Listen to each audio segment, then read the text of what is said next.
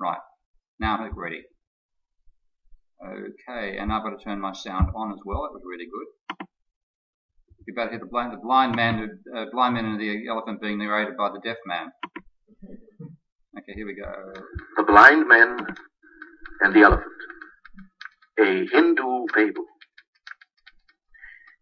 It was 6 men of Hindustan, to learning much inclined, who went to see the elephant, though all of them were blind, that each by observation might satisfy his mind.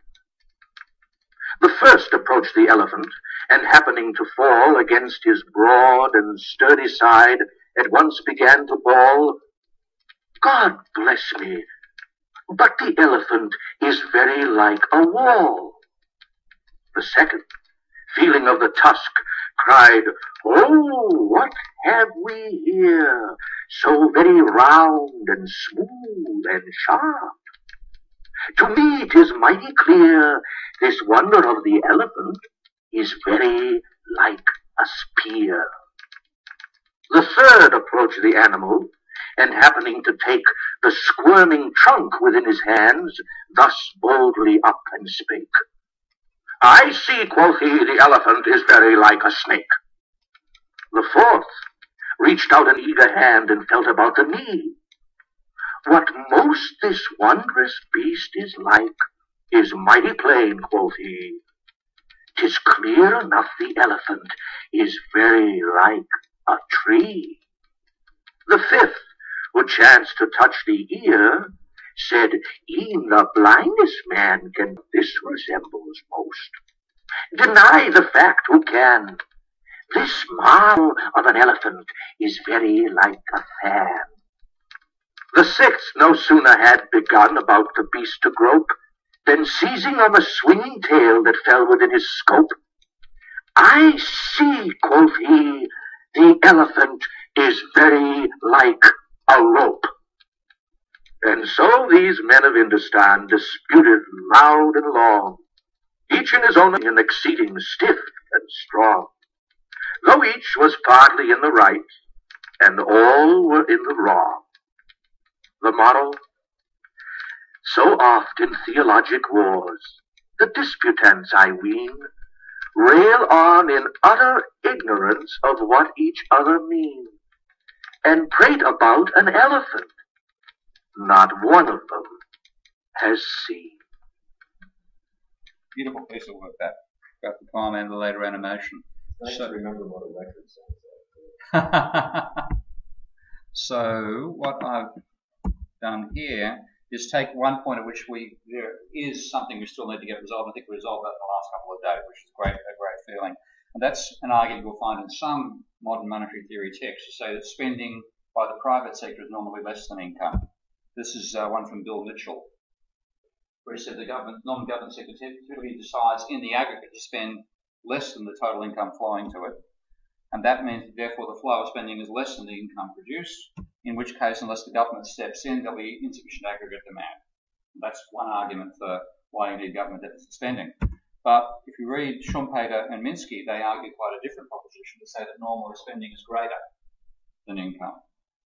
So what Schumpeter said, money, we call the money you make out of selling goods and services now total credit, or rather, no, fully covered credit. There must be more than just fully covered credit financing spending for the economy to grow. And Minsky argues that for the economy to grow, current spending plans have to be greater than received income, and therefore part of spending is financed by going into debt. We've got those two propositions.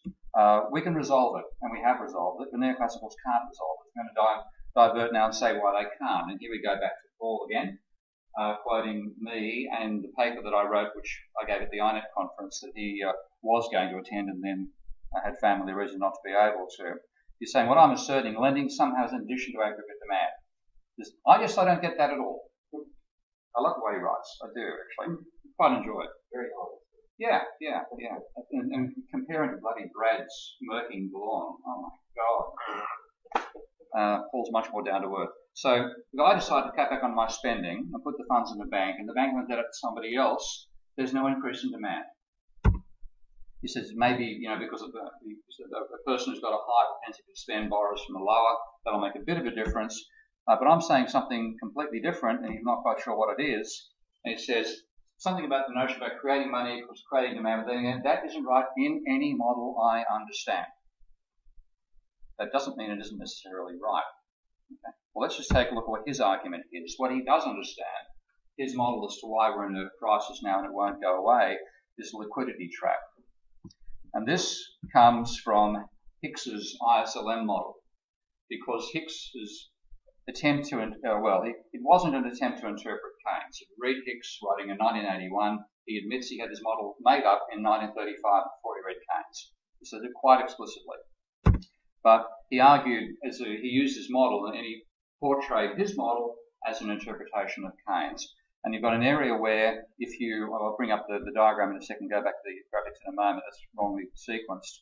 There's what you call the LM curve representing what happens in the money market, the IS curve representing what happens in the goods market. And if you're in the region where I've drawn the IS curve intersecting with the LM curve, if you try to boost the money supply, you can't do anything because you're stuck on that low curve there. If you boost the curve out, rather here, if you can move that curve, then you're going to increase output. Okay? That's the basic idea of it. You're at a point where you can't push interest rates down any lower, and therefore at that point, if you try to use monetary policy to stimulate the economy, you're trying to move it along here, but the arrow won't come up. It's because it's horizontal there, you'll have no effect from monetary policy, but fiscal policy, by shifting that curve out, will cause economic growth. Now, I have no time at all for that sort of vision of the world, but let's take a look at it carefully and see what he has to say. So he says, again, this comes back to the point that Scott made earlier, that so far as the conventional neoclassical economists are concerned, monetary policy matters, fiscal policy doesn't. So they're saying for the last 50 years, the Federal Reserve has ended recessions. And it's ended the recessions because it controls the monetary base, and that then feeds through money multiplier to the level of money in the economy. But he says this time around they've tripled the monetary base, but nothing has happened.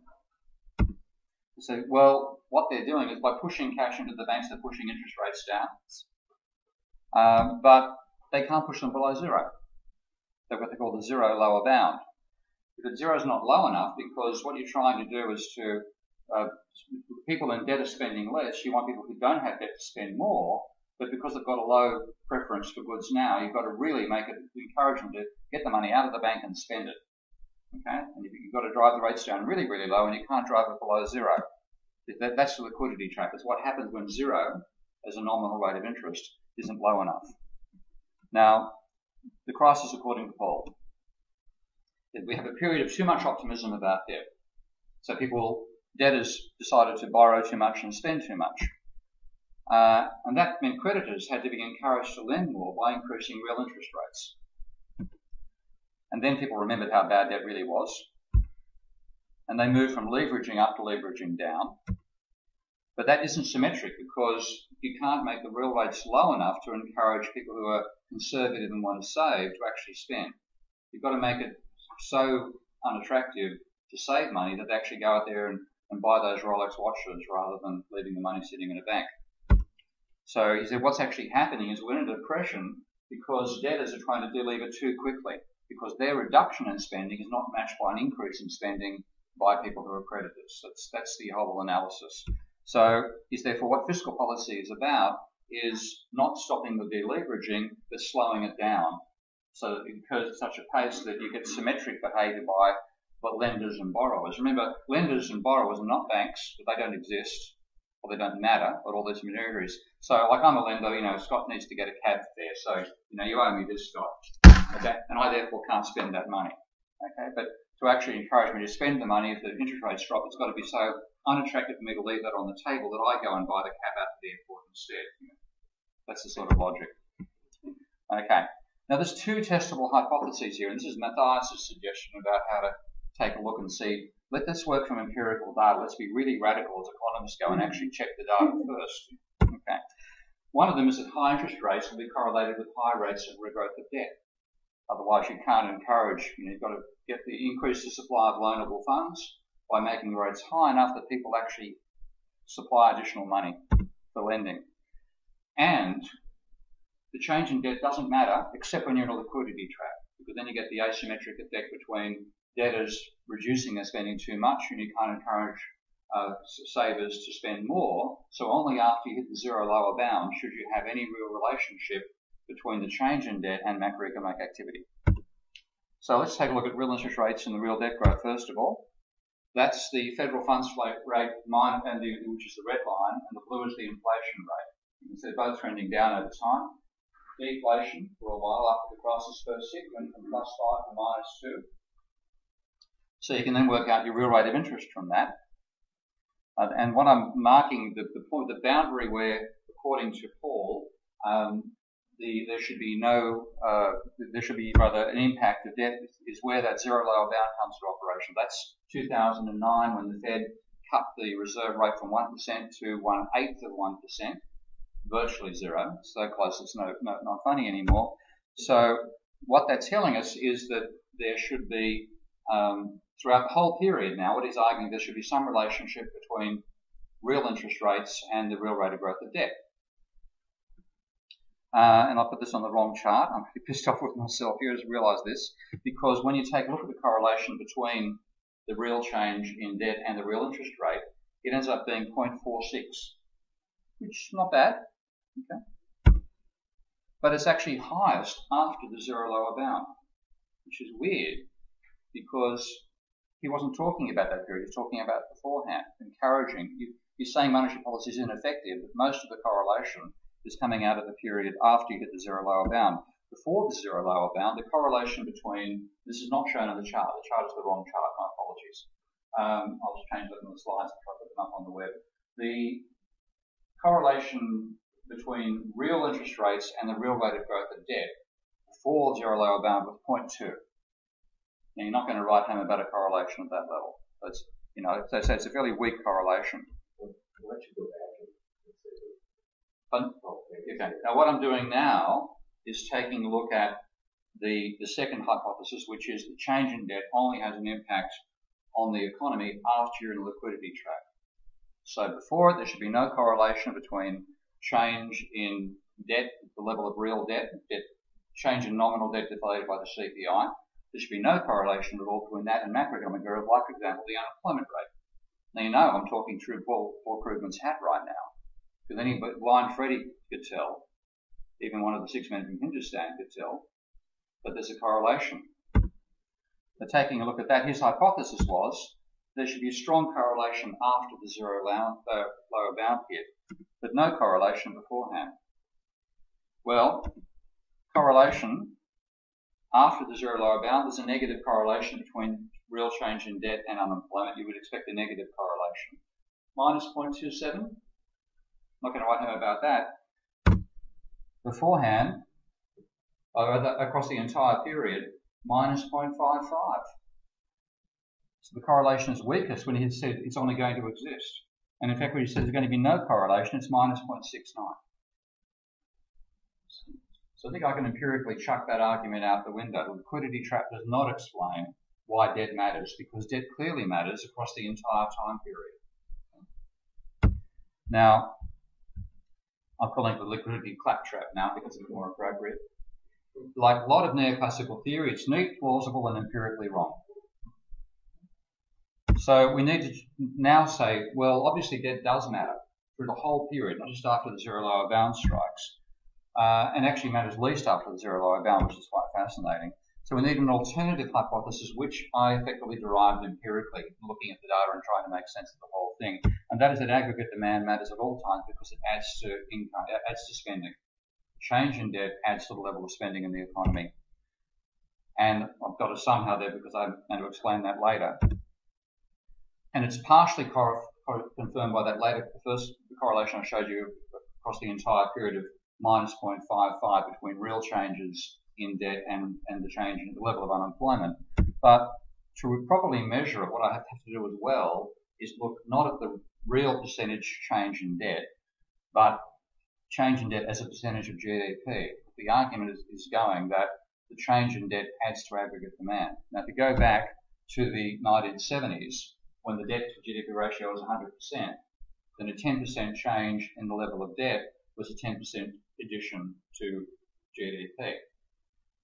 Come forward to 2009, that 10% change in debt is a 30% addition to demand above GDP, because debt is three times as high, 300% of GDP now, versus 100% back in the 1970s. So to illustrate that, this is the right chart.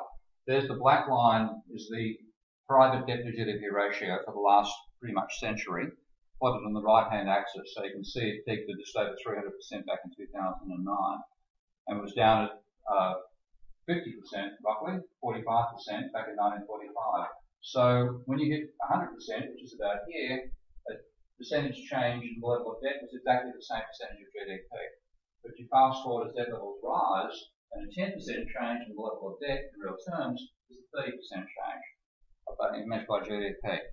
So I then go through and take exactly the same data, but rather than dividing change in debt by subtracting CPI change from debt change, I'm now dividing change in debt by the GDP and correlating that against unemployment.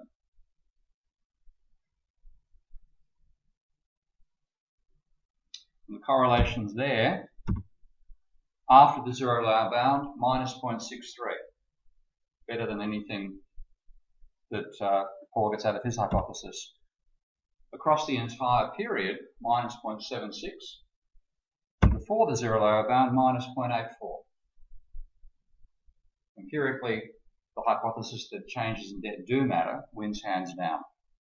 So the question is, what's actually going on there? Well, let's just take a look at the this is the correlations overall as well. Let's looking at the real interest rate argument, which he's got weak confirmation for. His arguments about change in real private debt unemployment, which are the wrong way around for his argument, and mine, which come out very, very strongly in favour of the hypothesis that change in debt matters. So the mechanism of the how is the correlation distributed? Yeah, that can be a good number, but I'm just wondering what's the significance interval for that? Difference interval? Like the significance interval. I haven't actually calculated that. That would be Mathash, want to have a crack at that one? Yeah. Okay. I don't have I use MathCAD for most of my work and build my own correlation. Actually, I use their correlation coverage. They don't give significance intervals and so on, unfortunately. A MATLAB would be a breeze. So I'll pass the data to you and you can let me know. Pardon? There you go. Okay. So change in debt, private debt finances investment in excess of retained earnings and speculation in excess of distributed profit. That's where the debt kicks in. And the change in government debt finances the government deficit with a caveat or two over the original case. Yeah.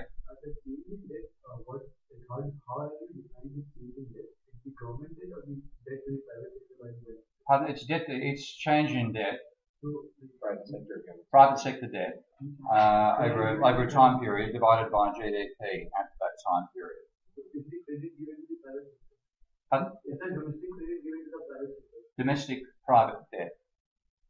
I guess the DJ is asking is, does it include debt from bank to bank, or is it just from the bank sector? The banking sector to it's the debt of the rest of the economy to the banking sector. Yeah, so it's the debt of households, non-bank financial institutions, and the non-bank commercial sector. Yeah, basically bank loans. Yeah, that's it's on the flow of funds table L1. Okay. Yeah. So what I'm going to go to now is the logical argument as to why change in debt answers those various sources of demand. Anybody here last week would have seen this. You're getting it again. So Scott's been through it a few times as well. So you can find income as being wages plus profits. I'm going to start by assuming that all wages are consumed, and I'm going to divide profits into distributed profits, which the firm sector hands over to the shareholders and they then spend and consumed, and retained profits, which the firm invests. So I can then say that income can be broken down into wages plus distributed profits plus retained earnings. Expenditure is going to be money spent buying either consumer goods or capital goods. I'm leaving out the asset market here and I'm leaving out the government sector as well. So your consumer spending is going to be equal to wages plus distributed profits. Your investment spending, on the other hand, is going to have two sources. One is retained earnings and the other is new debt. You can finance either by, I covered this in more detail last week, either by borrowing money or by using retained earnings. So you can say spending on investment goods is going to be equal to retained earning plus the change in debt. Now, unlike Krugman, I'm not going to cancel out and say change in debt is zero. It's now lending from a bank to a non-bank. It's creating money and creating demand. Let's put those two equations together. There's the flow of income over time. There's the flow of expenditure, where I can now substitute wages plus distributed profits for C, and retained earnings plus change in debt for I. Therefore, I've got that expression for total expenditure. And if I now subtract income from expenditure, what I find first of all is the W's cancel, the distributed profits cancel, and the retained earnings cancel, and the gap is the change in debt. That's why you can say expenditure is greater than income. Less than income, of course, when people are deleveraging, which is the problem we're going through right now. So you rearrange that and say expenditure is income plus change in debt, which is something I've been trying to communicate to a number of people. We've finally got it right with ourselves, which is great. I've got to put this Mark Lavoie at some stage now. Hopefully, once he hits it, it won't be too hard, I hope. Yeah, but that's a whole issue, because obviously I'm confusing people by using what look like the ex post identities from the accounting tables. I'm not. I'm talking about flow over time. And then the question back here. Yeah. That you may be talking about all those types of debt. Yeah. So it's the particular debt that you're talking about. Yeah. So I see this as a necessary consequence of believing the money, or knowing the economy, the money supply is endogenous, created by the banking sector through the lending process. And when that finances investment, then you're going to have total spending in the economy being sum of incomes earned with what Schumpeter called the circular flow, plus new debt, new loans taken out to finance investment. Now, that does it without sacrificing the spending power of any savers, so it's not being deducted from current saving, from what savers can do. So you're going to find normally, as Minsky argued, that the current spending plans will be greater than current received income. Quite a straightforward consequence, a necessary consequence of saying the money supply is endogenous, but of course it'll go into reverse when you do leveraging. And that turns out very strongly in the empirical data as well. So I think some of the confusion that economists have had about this comes from the practice of modelling what they call discrete time, or they tend to call them periods. They're not actually as aware as mathematicians would do, talking about discrete versus continuous time modelling. And unfortunately, a lot of the difficulty they have with doing dynamics comes out of that discrete time framework. They don't really know the mathematics of discrete time to begin with, but they're not trained by mathematicians. They're trained by economists, and that really stuffs things up. So mathematicians, please take over teaching maths to economists. So that's an important element of, I think, how people to finally cope with this insight. Now, yeah, that's ex ante and ex post as well. They say that what you've recorded after the event, and they get caught up with what's actually causing the process over time, which is another major source of problems. Now, I'm looking at the asset market. So my A now here is expenditure on assets, as well as consumption goods and investment goods. And presuming for simplicity here that capital is the only ones who speculate, they're going to have two sources of funds from speculating. They can speculate with part of distributed profits they don't consume, and they can also borrow money.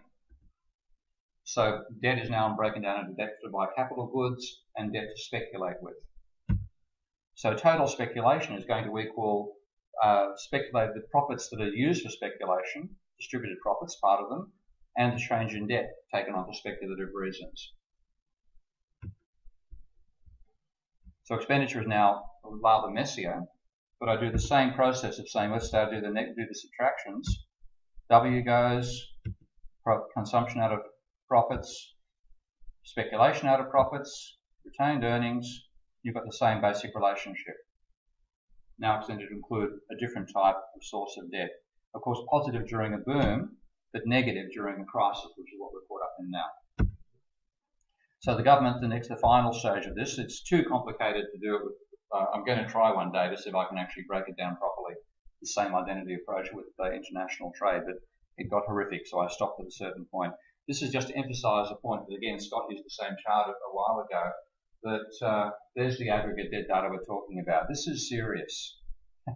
This is a debt level greater than the Great Depression.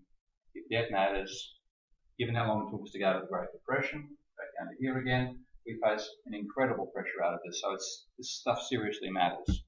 Government, on the other hand, is fairly trivial and a reaction.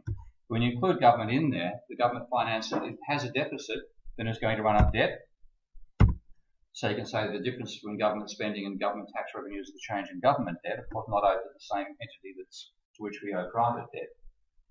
So you can ultimately argue that there's expenditure including the change in government debt. You do subtraction and you get the gap between expenditure and income representing all three types of changes of debt.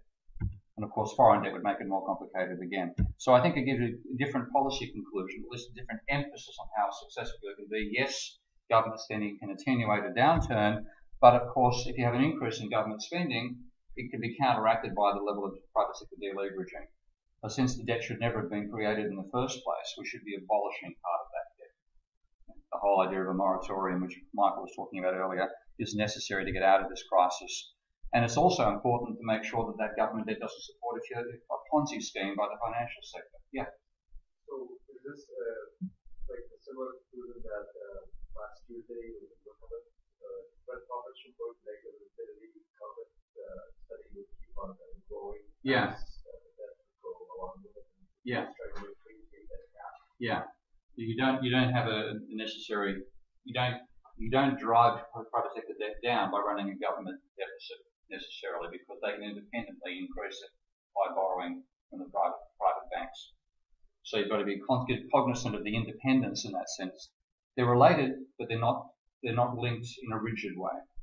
Okay? So if you're going to run a government deficit and you pump money into the economy, yes, it could mean the private sector can reduce its debt level, but it might increase them by using that plus extra money to speculate with, borrow from the private banking sector. So we have to get rid of the Ponzi finance effect. As a matter, yeah. I think you're saying the same thing out there. Yeah. Showed various. Yeah. I think we showed a very interesting angle on. Yeah. And for mathematicians, what it means in terms of how you look at the system, if you read the original MMT literature, you would have seen a conservative system. And this is getting a dissipative system, which changes the characteristics quite dramatically. So, having had MMT focus on government money creation and I focused on private money creation, because we need an integrated model. So what I'm going to do first of all is go through a parsimonious model. This is the one which in general MMT has been using and has been criticised for saying it's not complete. But what I'll show you is that it's actually consistent with the next level. But there is an additional complication that comes in. So the central bank lends to Treasury and banks lend to the non-bank public. I'm being incredibly simplistic here. I'm not looking at much of the structure at all and seeing what comes out of starting at that level. And of course, the idea is to start at that level and then add the complications as you go further on. So here's a quote from Scott's paper in the Perry debate. So government spending credits bank accounts with high-powered money. Their liabilities to the government central bank, and the banks then credit the deposit accounts of the recipients. So and therefore you've got an increase in reserve balances, which increase assets and liabilities of the private banking sector at the same time. And then you've got this one about net wealth accrued. I'm not particularly worried about that. That's to me, I want to change that one as an emphasis in the debate. Okay. I'll just say that's the broad paradigm. Yeah. That is the strong form I would show. What you have up there is the strong form I would show. I wouldn't say that's no. It's the details of an actual. We start from that level and move on to a fuller model. So doing the modelling of that, I realised when trying to work it out, I needed 5 accounts to be consistent with what you have to do with double entry bookkeeping. And Matthias and I are having a debate over this one, whether you actually need the pluses and minuses either side. I think you're probably right, mate, but it's a question of telling you where the pluses have to go. That's the hard bit. So the assets in this. Oh, ha ha ha. Okay. Another mathematician joke. Oh. Okay. So central bank has to have a charter to be able to produce money. A loan account that does, I had to have, rather than amalgamating the whole thing, I found I had to have a separate loan account for the Treasury to make the whole thing hold together in double entry bookkeeping terms. Its liabilities were a vault, so having the right to create the money, which is the asset, the money it creates is the liability. Okay? Dollar notes are a liability of the government. The deposit account, which is matching the loan account for anything it lends to Treasury, and then the reserve accounts, which link it to the private banking sector. And the private bank, again, the minimum to get this particular model of money creation, I needed to have reserve account, of course, that's the same account as in the central bank system, loans to the public by the private banking sector, and those are its assets, and its liabilities are deposits for the private banking, not the non-bank private sector. And I had equity there as well, just to complete the whole equation, because obviously private banks have equity, but it doesn't play any role in this particular model. What you get out of it are two systems that are entwined with each other. So these are two tables done in MathCAD. I'll talk a bit more about that later, where I start off by saying there's this intangible asset, which is the right to create the money of a country, the sovereign right. And that as an asset is matched by a liability on the other side with a negative sign, so the sum of the initial values is 0. Then I have the government, gov is government spending, tax is government taxation.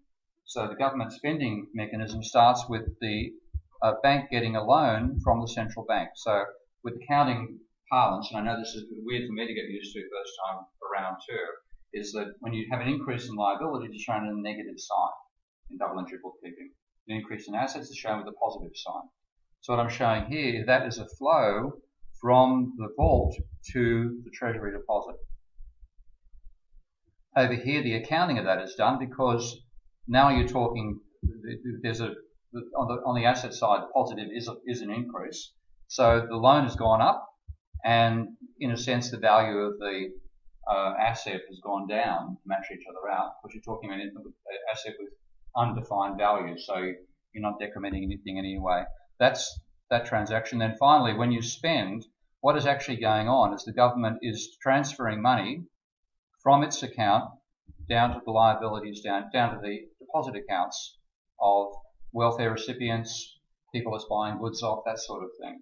But to do that, the money has to be put into the assets of the private bank as well. So those three operations are all linked to each other.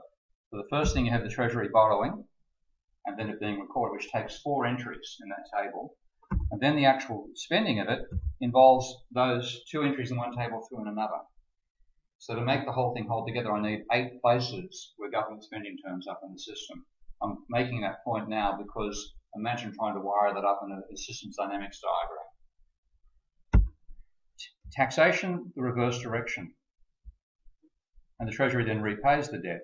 So again, 8 entries. That all makes sense? Okay. Then the final bit of the operation is public borrowing from the banks themselves. So there's a loan from the banks to the public, and then the public repays those loans, going the opposite direction. The whole thing sits together. Now, what I can get out of that is a system that explains creation of both sorts of money, government and private sector money at one time, and it also gives me the argument that aggregate demand equals income plus change in debt. Not the aggregate demand here, but the stock of money in the economy. Okay? These two things are related to each other. So what I'm not talking about now is the stock of money. Income is the turnover, the result of turnover of that money over time. This is the stock of money in circulation. So what I've got now is money in circulation equals the initial amount we start from plus the change in debt. Your money in circulation is government money accounted. Yeah, government. Yeah, the government is not issuing securities at the moment. No securities so at all. You have those. Yeah, securities come in later. Okay, so what I've got, the public deposit account. This is the public deposits of the public sector, the private sector. Sorry, deposits of the public in the private banks. That is the actual money supply. It's turning over. And what you'll notice is that the change in that is government spending minus taxation, plus new loans minus repayment of loans. So both sectors are contributing to the amount of money in circulation. That's the growth of the money in circulation. Follow that? Yes. Okay. So it can now grow into several conditions. It's going to grow when the government spending exceeds taxation, which is deficit finance, but also grows when private sector lending exceeds repayment. There's 2 forces that can make the amount of money in the economy increase. Now, when I extend the model, because that was very, very simplified, I didn't have anything done with the money apart from blending it and repaying it again. Of course, what's going to happen is there's going to be wages being paid. Well, that's a transfer from one sort of liabilities of the banking sector to another sort of liabilities. That's the sort of thing that Paul Krugman thinks of lending. Okay, but it's not. That's payment. That's income, as you were saying earlier. Okay, so it has no impact on the bank. The bank doesn't need to worry about that. That's just transferring where its liabilities are stored in one account versus another. This is one other thing I want MMT to move toward. We're doing it now, which is great. Disaggregating the private sector. Certainly taking the banking sector separate from the non-bank, and then breaking the non-bank down into the different components so you can actually look at the overall social and financial dynamics. So I've got wage payments going on there, dividends being paid by the firms, interest being paid or charged on the bank and then paid to the bank. The bank's making money out of the operation. Consumption by all these social classes from the firm sector, etc., etc. So out of that, you can build a dynamic model. At that stage, a very simple one. I've got the animation completely screwed up here. Pardon me. Okay. Yeah. What have I said? Yeah. So it's, and what you find, the changes in the amount of money in circulation is exactly the same as the change in the levels of debt at all times together. Pardon that fairly bad animation there. Okay. Now, what that means is, of course, the government deficit can offset what the private sector is doing in terms of deleveraging. And that, therefore, means you get less impact out of the deficit than you would like to get. You've got to address them two together. This is showing what's happening with private debt going down. You can notice how sharp the decline in private debt was. It's since flattened out. But the rise in public debt, more gradual. Okay. That should have had more. That would have had much more bang for its buck if this hadn't happened. But this has to happen. I agree with Paul on this front as well. You have to have the private sector deleveraging because there's far too much debt out there. Now, what I'm trying to do now is combine these two, generalize the MMT model of government money creation to include the practice that is actually enforced upon the American government and many, many others, that the government can't borrow directly from Treasury. It has to instead sell bonds to bond, what do they call it, bond dealers, and then getting the money from selling the bonds to the bond dealers, then it can finance its deficit. So we're all aware about that, and this is quoting from Scott's and Stephanie's and Randy's paper about it as well, saying why they prefer to consolidate. But it is actually possible to bring them together. You just need the right framework to do it. So I have the government now selling bonds to bond dealers, and the central bank at its own discretion, on treating the fact it is independent, whether it should or it shouldn't be, it can decide whether it does or doesn't buy bonds back from the dealers. And therefore the net buying of bonds is another factor that changes the amount of money in circulation once you generalize it that way. So here's a new model. Pardon the smallness of the text. I'm trying to fit 3 different tables on the one screen. But to start with here, if you can follow the arrow, again, what I've broken the government into Treasury with a set of accounts and the central bank with a set of accounts, and the private sector banks as well. And the first stage is, as well as having, I've taken what I call the fiat license last time around, which is the right for the government in general to create the sovereign currency, saying, well, the Treasury has the right to issue bonds for government finance, okay, which again is an undefined asset matched by the undefined capacity to create those bonds. So you start again from a zero at the initial conditions. Then the government will plan what to do. I've got deficit there. It could be a surplus, but that's to show that there's, again, an accounting identity between what you plan to spend, changing your license and increasing your bonds. And that's this is the asset. There's only one asset in that table, which is that right. Everything else is a liability. So you notice that I'm using the minus on the liability side to show that there's an increase in the deficit there. Once that decision's been made, with this cursor come back, the bank then sells the bonds to the dealers. Now that, of course, has a similar operation over here, where the liabilities, the central bank is then increasing its liabilities. Hang on, I'm getting caught up and trying to read the damn thing. Let's just give it a try. Okay. The final, I'd fall over my own tongue trying to go through that stuff on screen live.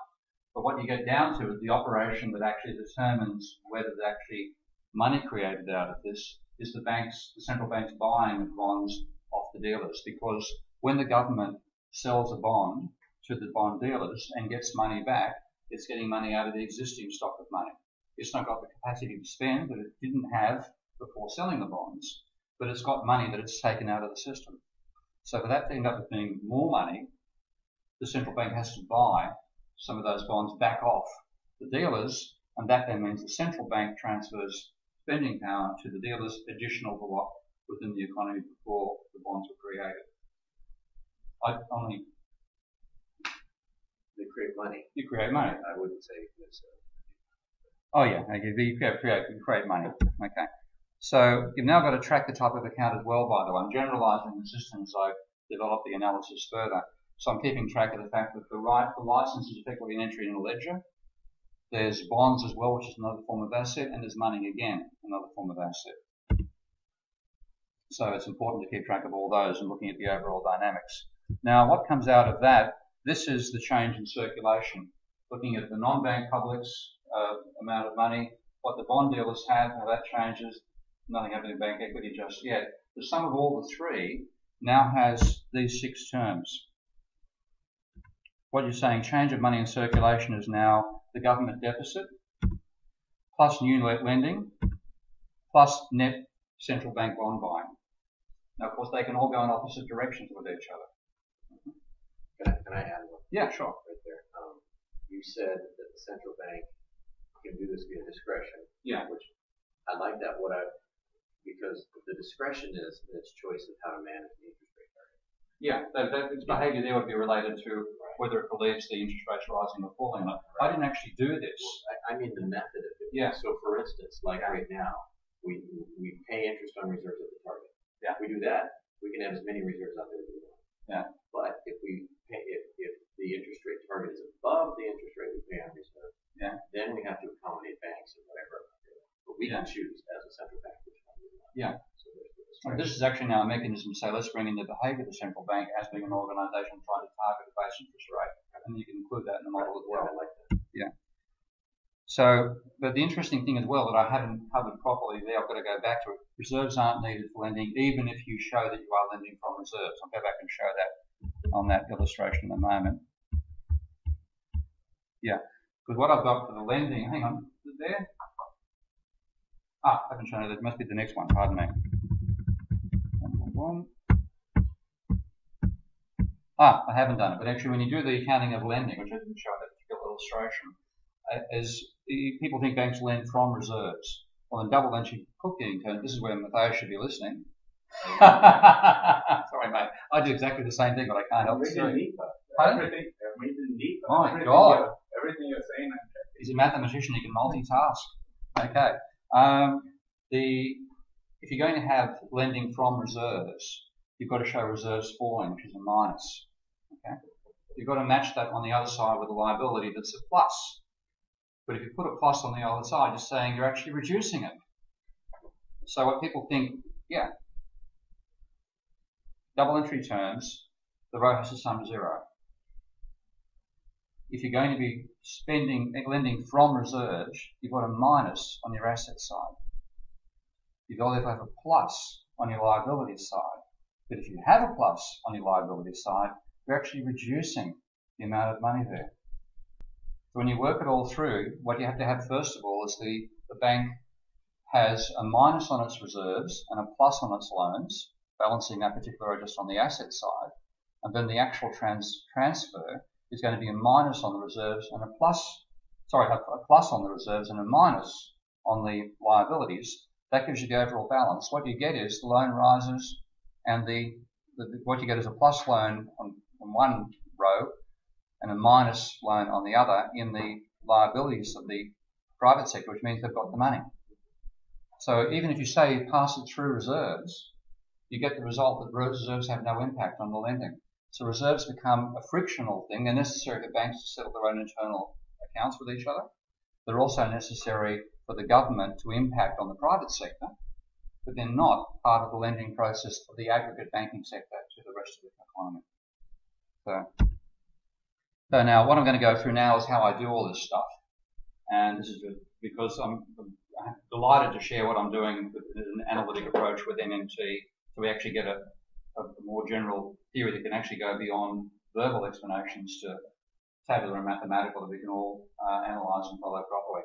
So this is a very simple model before I started doing double entry bookkeeping, where I had just a private sector banking system only with a firm loan account, deposit account, bank deposit, meaning the bank having a safe, and worker deposit.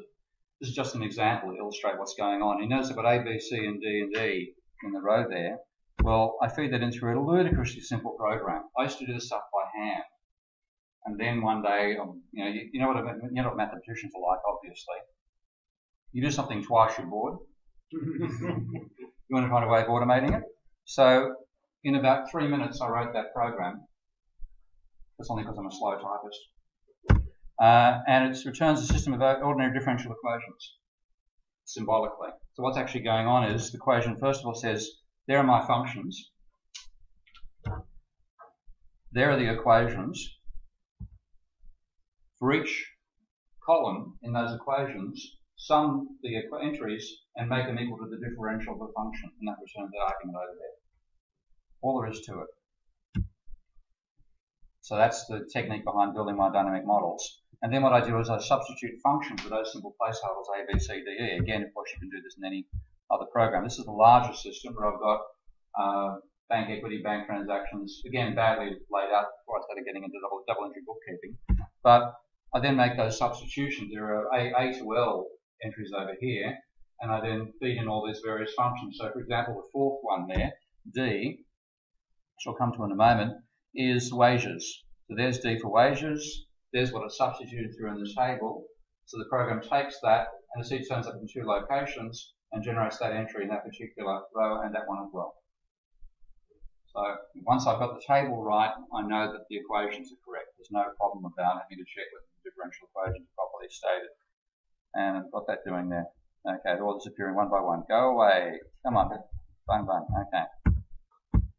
Now, having done that, a bit of kludging is necessary because what MathPad returns to me is this particular matrix.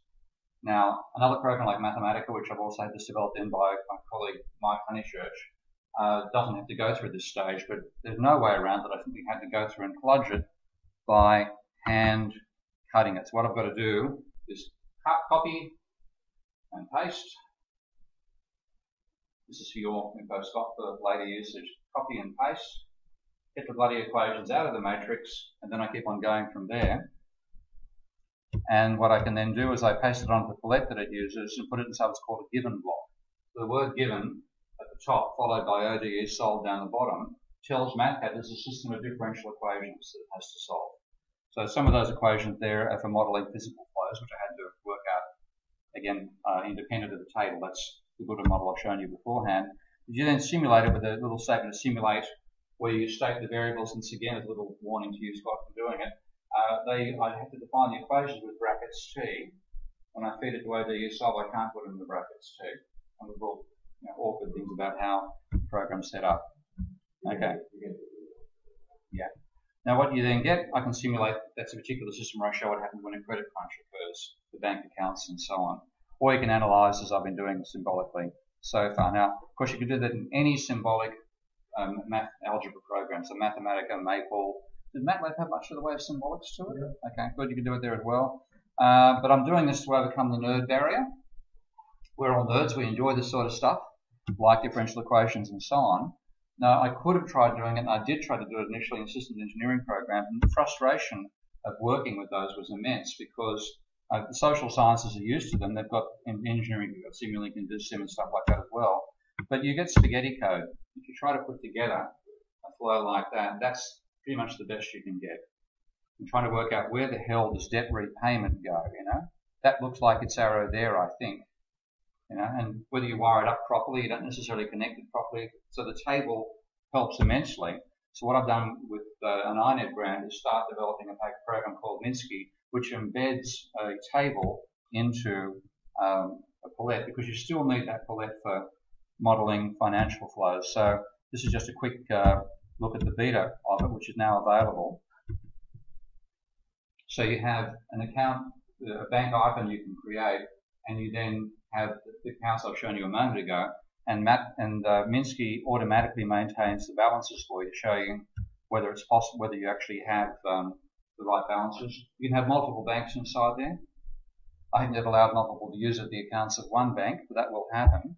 So if you now go to my website, you can download a demo, well not a demo, a beta version of Minsky, install it. It's a open source, so and there's versions for Macs as well as PCs on there. And if you're a Linux person, you can compile it yourself because you're nerds. Okay, no problem. So, okay, so here what you get is a palette like so. You can build a standard systems engineering program in it with only one level of grouping so far. That's one of the most important things we have to add to it. You click on the bank icon. There's your bank. Double click on it. You then get a table like one I've been showing you in MathCAD. And let's just make it a bit larger here. And you then can define your variables. So if I call this, for example, this is so I'll go with my simple little system saying this bank's got a vault, which is one of its assets with initial $100 in it. Notice the row sum here will change to 100.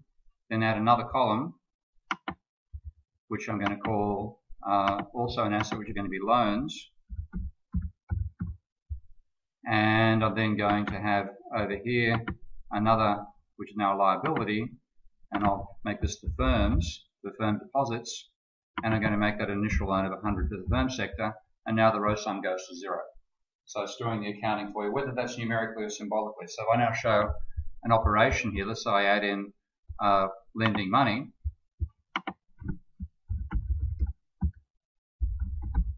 and I'm going to show that as a transfer, first of all, of minus a loan from here. I'm going to make this a bit silly. I'm not going to be careful about it, so you always make a mistake in doing a demo live anyway. Whacking the money straight across to that's a minus loan there. Pardon me. No, what am I doing wrong? Okay, let's go back here again. This is my double entry bookkeeping. I'm going to have plus loan here, which means you've got to have minus loan over here. That's summing to 0. And then the continuing operation, it's still the same operation effectively. Then you're going to have minus loan over here, and you're going to have plus loan back over here. And that also is, oh, I've got an underscore there, let's get rid of that. Okay, so you know you've got your operations correct. It's going to do it for you all the way through. And then what you notice down here on the icon, that operation is now turned as an input to the system. So I can then right click, copy it and paste it up here, right click on that output up and paste it up here, and I then bring down a constant, which I prefer to work with time constant, so I'll just call this just a heck of a tau L. Tau meaning we're going to change it so we actually support Greek characters at some stage. Give it a value. Okay. Now I'll divide. Hang on. Click on the Y. We haven't made them context sensitive clicking as yet, so it's got to change your mode by clicking on Y. And you've now defined what the loan is. So that's trying to get past the nerd barrier and make it actually sexy to do this stuff. Whack in a system, you graph it, and so on, and away you go. And that's what I hope will be the very beginning of an engine for monetary macroeconomics, and get away from this nonsensical neoclassical crap of a capitalist system without banks and money in it. Let's see what I got to here. I'm still on Minsky. Okay, that's it. Thank you.